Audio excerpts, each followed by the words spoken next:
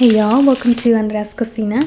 Today I'm going to share with you one of my weekly meals that I prepared for my family this week.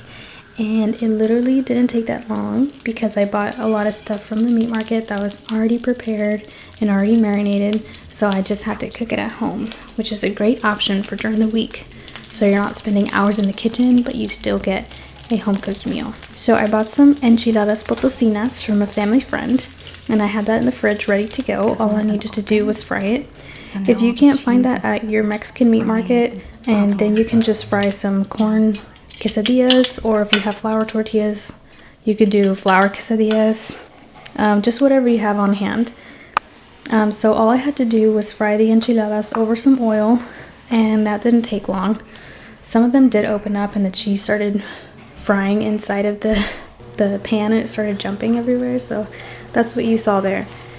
I also bought 1 pound of cecina from the Mexican meat market and it's already marinated, so I just had to cook it on the stove and it literally tastes so good and it doesn't take long to cook. You just fry it a little bit on both sides, and because the meat is so thin, it doesn't take that long.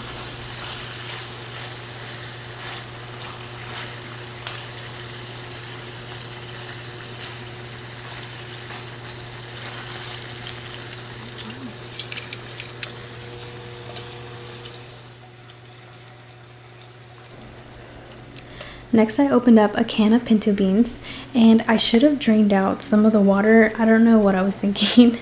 I just put it all in there. Anyways, if you did what I just did, then all you have to do is keep it on the flame until some of the water cooks away. Yeah, so I added some spices like onion powder, garlic powder, and some ground cumin.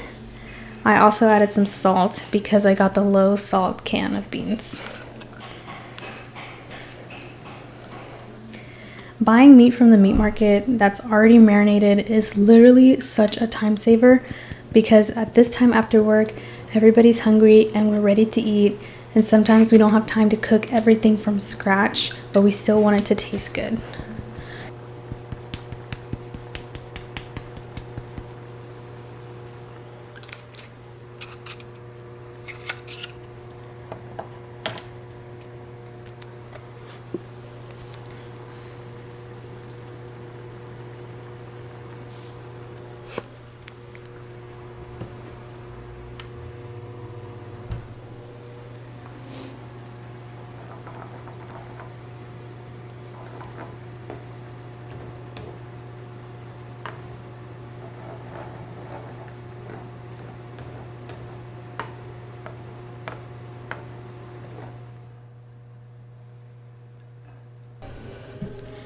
I also bought a pico de gallo that was already made, just to save me some time as well.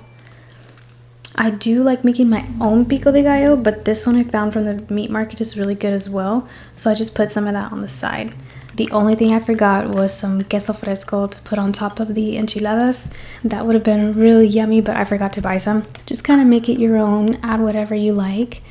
But yeah, I also prepared this version for my toddler, just some meat and some beans, and I had some leftover mac and cheese from during the week, so I added some of that in there and he loved it.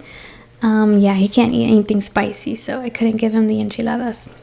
But yeah, there you have it. Thank you guys so much for watching. Let me know what you guys want to see next. Bye.